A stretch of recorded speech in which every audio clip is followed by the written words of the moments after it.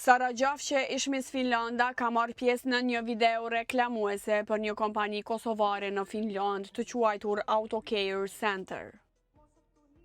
Videoja është realizuar si pjesë e një fushate marketingu me qëllim promovimin e shërbimeve të kompanisë dhe jo për ndonjë qëllim tjetër.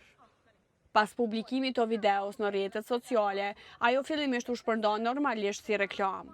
Mirë po shumë shpejt, përdorues të ndryshëm të rrjeteve sociale filluan të komentojnë në mënyra të ndryshme, duke interpretuar videon secili sipas këndvështrimit të vet. Disa komente ishin breslënse, disa kritike dhe disa të tjera quan diskutimin në një drejtim krejt tjetër nga ajo që ishte synuar fillimisht. Diskutimi u përhap aq shumë sa që reklama u kthye në temë debati publik online dhe fokusi u zhvendos nga shërbimi i kompanisë të vet videoja dhe paraqitja e Saras. Për shkak të zhurmës së madhe në rrjetet sociale dhe komenteve që po qarkullonin, pronari i kompanisë Albi Zogjani u detyrua të reagojë publikisht.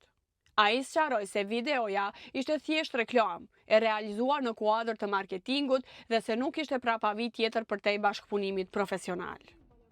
Reagimi i tij erdhi si përpjekje për ta qartësuar situatën, për të ndalur keqkuptimet dhe për ta rikthyer vëmendjen te qëllimi real i videos.